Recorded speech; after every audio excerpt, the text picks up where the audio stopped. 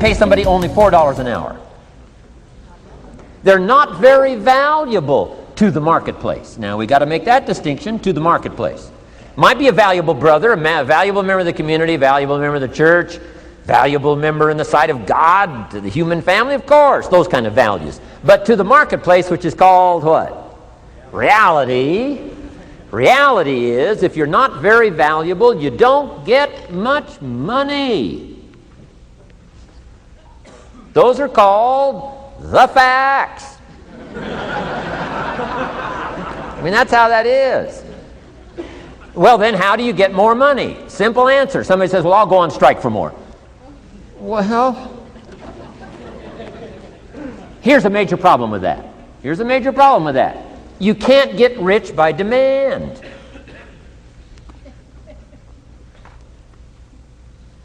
Somebody says, well, I'm waiting for a raise.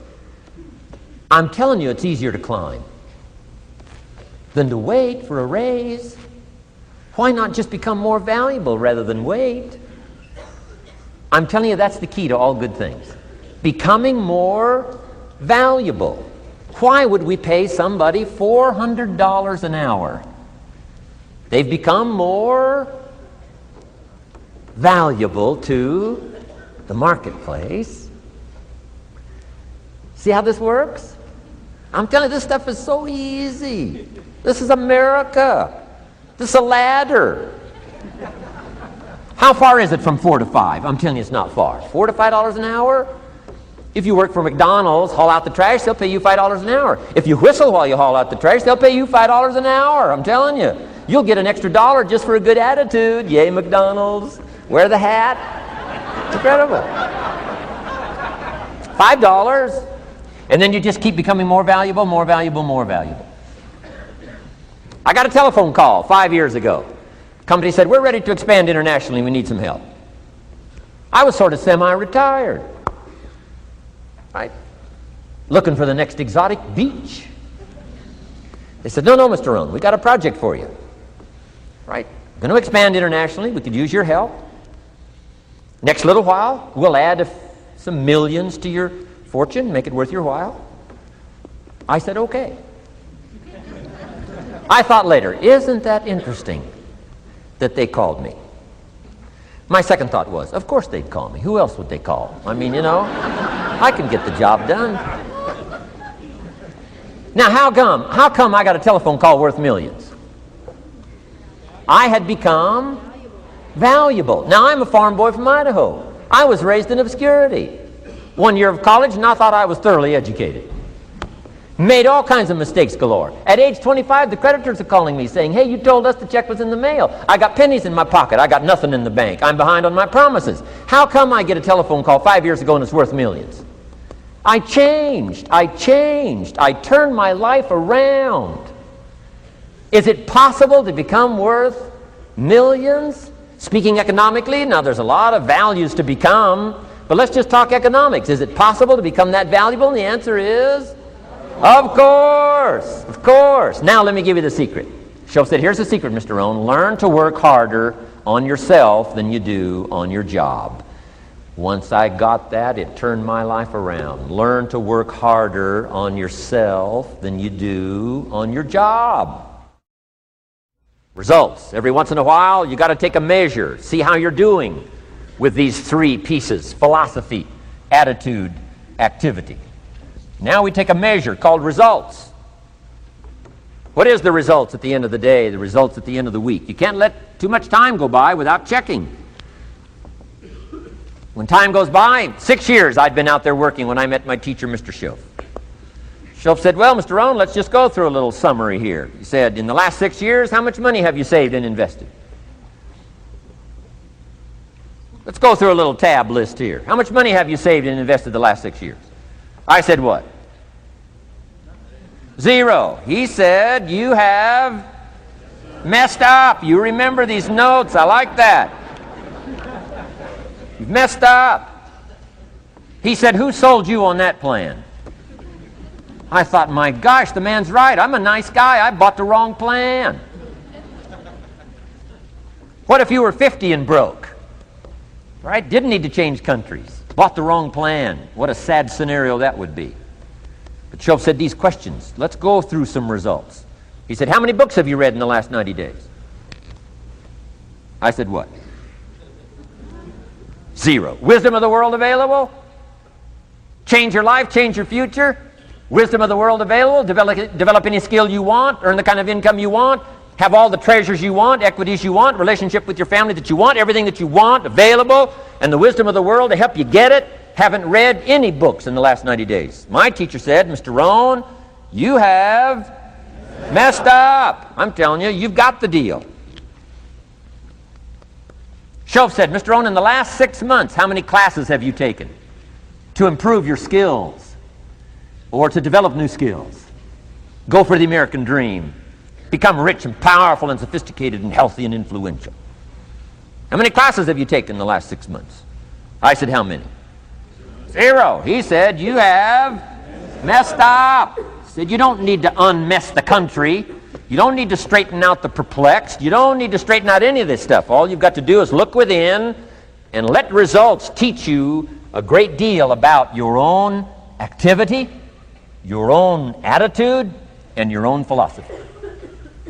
I went through that process. Take this phrase home. Results is the name of the game.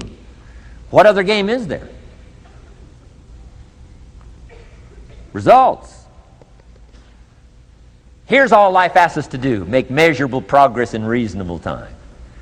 Just take home that little phrase. Good phrase. We're asked in life simply to make measurable progress in reasonable time.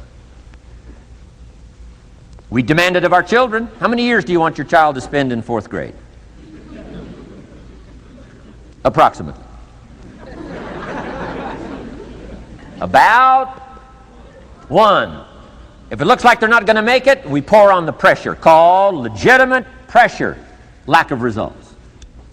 Peer pressure, family pressure, school pressure, community pressure. Every other kind of pressure we can bring to bear what? You can't stay more than 1 year in 4th grade. As parents, you'd have to leave the community. You say, well, what if they're nice kids? Wouldn't you give them 3 or 4 years? And the answer is no. You got to make better progress than that. So you got to check fairly often. Some things you got to check every day. Some things you got to check at least by the end of the week. Salesman joins this little sales company. He's supposed to make 10 calls first week. Wouldn't it be legitimate to call him in on Friday and say, John, what? How many calls? I mean, this stuff is simple. John says, well. Say, John, well won't fit in this little box here. Well. Now John starts with a story. You say, John, I made this little box so small so a story won't fit. I don't need a story. I need what? A number. A number. What will a number tell me? Everything. John's supposed to make 10 calls. What if he made 20? You say, wow. Wow. We got somebody. What if he only made 1 call? Whoa.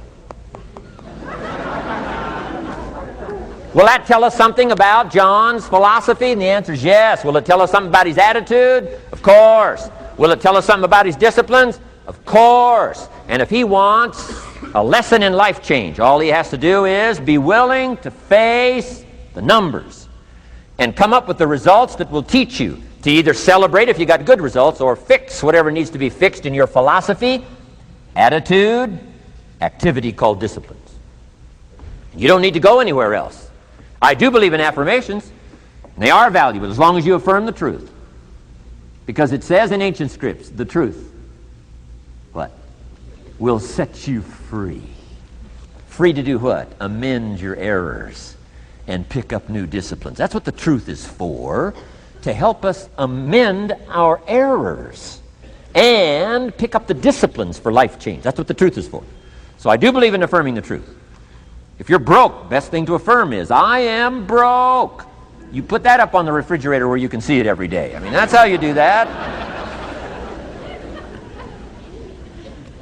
Now, if you need a little additional affirmation, you just put up there, I'm 40 and broke. I mean, you know, that ought to do it.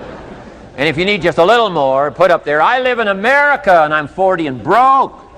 That's enough to turn your life around. It says, hey, something is wrong. Somewhere I have messed up. And I'm telling you, if you'll start with that, it's called the process of life change, and it doesn't matter how small the process is to start. One discipline starts it, and then one discipline feeds another, and the first thing you know, you've got this whole cycle in an upward positive motion. And it's called life change. It's called income change. It's called health change. Relationship with your family change.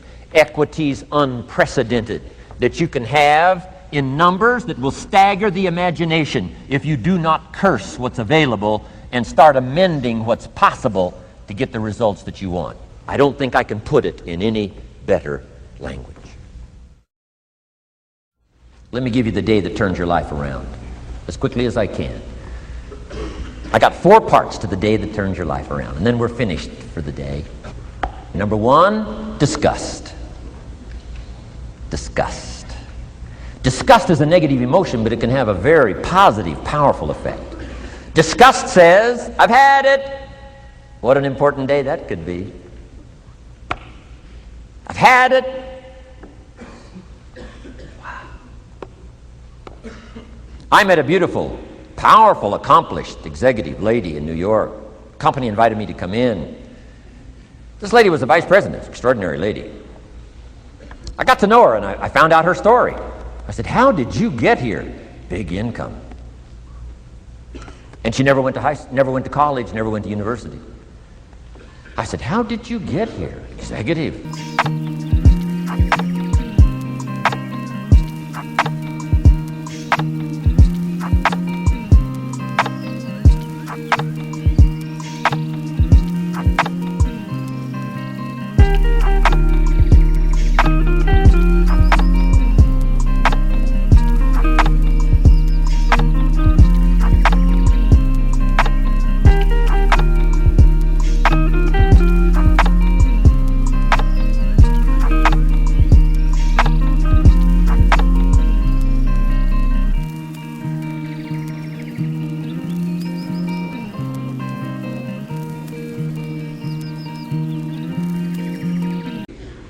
Powerful income. She said, well, let me tell you part of the scenario. She said, when I was a young mother a few years ago, she said, one day I asked my husband for $10. And he said, what for?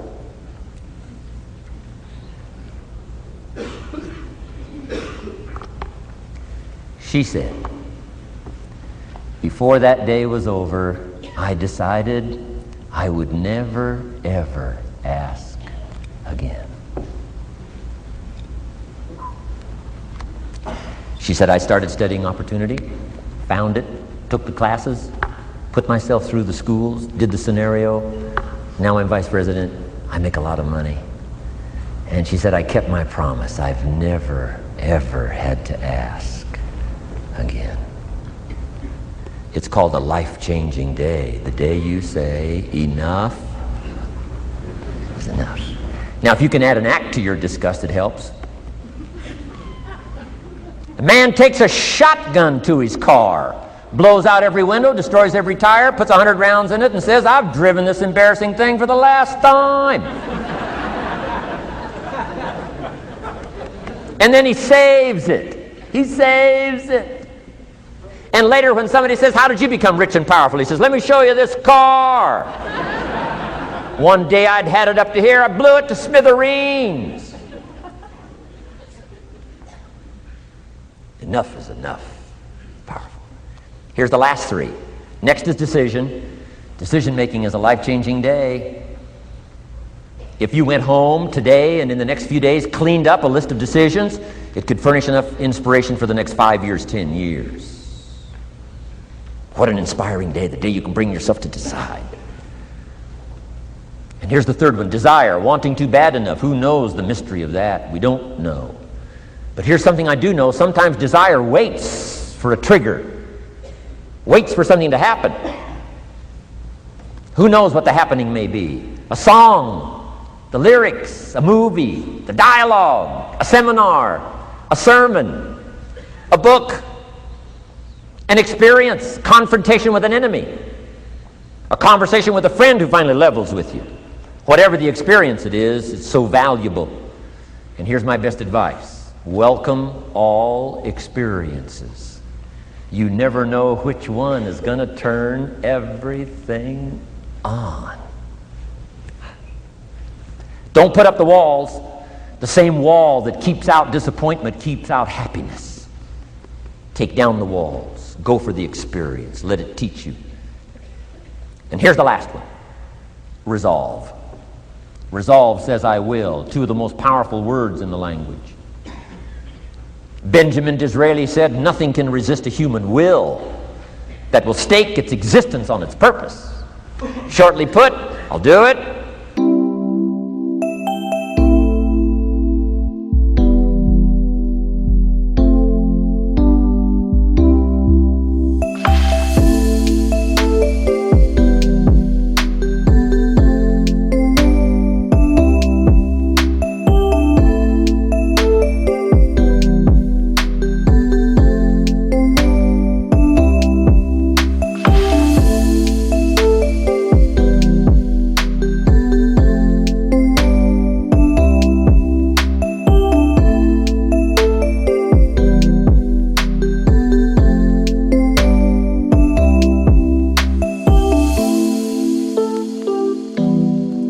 Die.